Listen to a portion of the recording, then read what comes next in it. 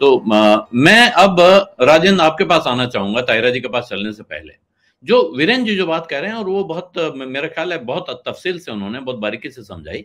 एक बात जरूर उठ रही है, उस पर मैं टिप्पणी नहीं चाहता हूं, टिप्पणी तो आपकी इस फैसले पे चाहता हूं, लेकिन एक बात ये उठ रही है कि ये 5 जजों की बेंच, इसमें एक भी दलित, पिछड़ा, आदिवासी नहीं था।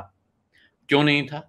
क्या एक बेंच ऐसी नहीं होनी चाहिए थी? और अभी मैंने एक सुप्रीम कोर्ट के वकील साहब से बात की, संयोग से वो उपलब्ध नहीं थे बात करने के लिए, लेकिन उनका पूछना था, उन्होंने कहा आप बताइए, उस वक्त जब केशवानंद भारती केस हुआ था, भारत के सुप्रीम कोर्ट में कुल कितने जज थे? उस वक्त भारत के सुप्रीम कोर्ट में जजों की कुल संख्या थी 14। उनमें से 13 जज उस बेंच में बैठे थे। वो संविधान पीठ थी, क्योंकि वो संविधान की मूल धारणा के बारे में विचार कर रही थी। 14 में से एक जज को इसलिए हटाया गया क्योंकि बेंच की संख्या ऑड होनी चाहिए। अगर वो बराबर हो जाते हैं तो उनमें मत विभाजन मुश्किल होता है, इसलिए एक जज उससे बाहर रखे गए। बाकी लगभग पूरा सुप्रीम कोर्ट बैठा था, फुल बेंच का फैसला था केशवानंद भारती केस। तो इतना महत्वपूर्ण मामला, जब आप ये बात तय कर रहे हो कि क्या ये मामला संविधान की मूल भावना के साथ छेड़खानी कर रहा है कि नहीं कर रहा है, तो आपको उस बेंच के कॉन्स्टिट्यूशन के समय ख्याल रखना चाहिए कि क्या हो रहा है। और जैसा अभी वीरेंद्र जी ने कहा, और ये बहुत सोच विचार की बात है, कि जस्टिस पारदीवाला का वो पुराना उदाहरण जो इन्होंने दिया, उसको बाद में गुजरात हाईकोर्ट की कार्रवाई से हटाए, उस जजमेंट से उनके इस ऑब्जर्वेशन को हटाया गया। उन्होंने कहा, उसको रिपोर्ट किया गया, और उसके बाद जो लिखित जजमेंट है उसमें उनकी टिप्पणी हटाई गई है। तो ये आज के जजमेंट में भी उन्होंने, आज की भी जो उनकी टिप्पणी है उसमें उन्होंने एक बात कही है कि आरक्षण की व्यवस्था 10 साल के लिए हुई थी। इस देश में बहुत सारे लोग हैं जो ये मानते हैं कि आरक्षण की व्यवस्था 10 साल के लिए हुई थी। दरअसल आरक्षण की व्यवस्था 10 साल के लिए नहीं थी। 10 साल की जो व्यवस्था थी, ये लोकसभा और विधानसभाओं में जो आरक्षण है उसके लिए थी। राजनीतिक आरक्षण 10 साल के लिए था। जो आरक्षण हमारे बाकी नौकरियों में है वो 10 साल के लिए नहीं था, उसके पीछे कोई भी टाइम लिमिट लिखी हुई नहीं थी। अब इसके बाद सरकारों ने कब और कैसे तय किया, समाज की परिस्थितियां क्या हैं, इस पे अलग से डिबेट हो सकती है। एक सवाल लेकिन राजन लोग पूछ रहे हैं कि जब नौकरियां रहेंगी नहीं तो इस सब आरक्षण का क्या करोगे? वो जाति के आधार पे हो, आर्थिक आधार पे हो, कहां जाएगा? जी देखिए, पहले तो मैं जो आर्थिक आधार बताया गया है और जिसको सुप्रीम कोर्ट ने कहा है कि ठीक है, ये संविधान सम्मत है, ये तो आप लेकिन ये देखिए गरीबी और असेट्स का डिस्ट्रीब्यूशन किस तरह से है। मैं इस बात में, इस बहस में अभी नहीं जा रहा हूं कि आरक्षण किस वजह से शुरू किया गया था, कि वो सामाजिक और शैक्षणिक शैक्षणिक स्थिति उठाने के लिए किया गया था या आर्थिक, इस पर अभी मैं नहीं जा रहा हूं। मैं सिर्फ जिस बात को लेकर के ये आरक्षण दिया गया है उसको अगर देखें तो एक स्टडी हुई थी 2018 में शायद हुई थी, जिसमें जवाहरलाल नेहरू विश्वविद्यालय, पुणे विश्वविद्यालय और Indian Institute of Dalit Studies, इन लोगों ने 2 साल स्टडी की थी, और जिसमें ये निकाला था कि जो देश में असेट डिस्ट्रीब्यूशन है वो किन वर्गों में किस तरह से है। तो उसके जो नतीजे थे वो बड़े चौंकाने वाले हैं। जो हिंदू हाई कास्ट हैं, मतलब हिंदू सवर्ण जो हैं, उनकी आबादी तो करीब 22% के आसपास कुल मिलाकर के मानी जाती है, 20 से 22%, और उनके पास असेट्स हैं 41%। इसी तरह से ओबीसी को अगर आप लें तो ओबीसी के पास उनकी आबादी 50% के आसपास मानी जाती है, 52% कहा था मंडल कमीशन ने, और बाद में 2006 में एनएसएसओ के आंकड़े आए जिसमें शायद 44% कहा गया था, लेकिन हम 50% के आसपास मान रहे हैं। उनके पास असेट्स हैं 31%, और असेट्स में मैं आपको बता दूं कि बिल्डिंग्स और लैंड ये 90%, जब हम जिस असेट की बात ये कर रही है, स्टडी कर रही है, 90% इनकी हिस्सेदारी बिल्डिंग और लैंड की। तो इसमें 31% ओबीसी, हिंदू ओबीसी के पास, हिंदू ओबीसी, मुस्लिम ओबीसी भी है, क्रिश्चियन ओबीसी भी है, और दूसरे धर्मों के ओबीसी भी हैं। और मुस्लिम्स के पास, इसमें अगर कैटेगरी हटा दें सब, तो मुस्लिम्स की पॉपुलेशन करीब 14% मानी जाती है, या 2011 के सेंसस के हिसाब से 14% के आसपास थी। इनके पास सिर्फ 8% असेट्स हैं। और SC ST को अगर लें तो इनके पास, इनकी आबादी 27% के आसपास मानी जाती है और इनके पास असेट्स हैं 11%। तो पहले तो आप यही चीजें देखिए कि किसके पास जो असेट डिस्ट्रीब्यूशन है वो किस तरह से है।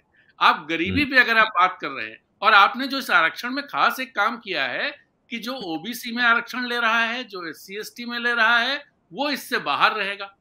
इसका मतलब ये हुआ कि सिर्फ सवर्ण जातियों के लिए आरक्षण है। आपने सीधे नहीं कहा है, पलट के नाक पकड़ी कि भाई जिसमें ये भी ना रहे कि OBC, तो ये कह दिया सारे गरीबों के लिए आरक्षण है।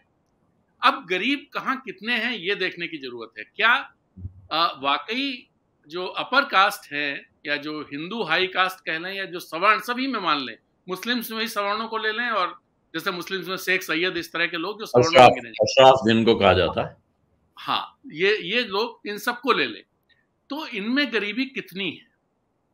इन असेट डिस्ट्रीब्यूशन से पता चलता है कि इसमें गरीबी कितनी है।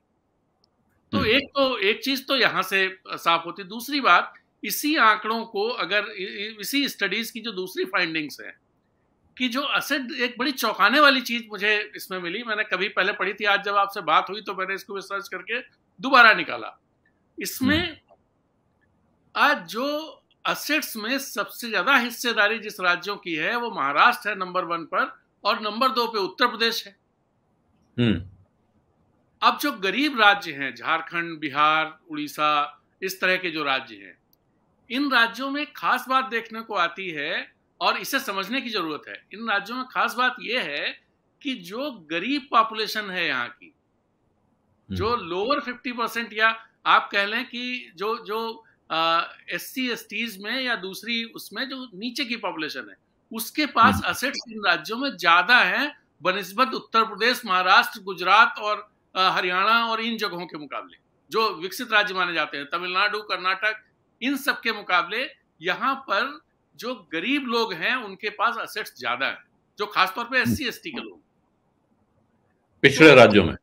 हाँ, तो इसका मतलब क्या हुआ? इसका मतलब ये हुआ कि जो उत्तर प्रदेश, महाराष्ट्र, गुजरात, उत्तर प्रदेश तो फिर भी अमीर राज्यों में नहीं माना जाता है, लेकिन जो महाराष्ट्र, गुजरात और तमिलनाडु, कर्नाटक, हरियाणा, इस तरह के जो राज्य हैं, यहाँ पर असमानता कितनी ज्यादा है, और जहां पर गरीबी है वहां असमानता कम है।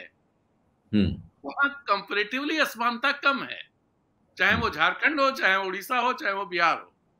ये तो आपने कान को उल्टी तरफ से पकड़ लिया। इससे तो ऐसा लग रहा है कि पिछड़े रहना राज्यों के लिए जो है सामाजिक संरचना के लिए बेहतर है।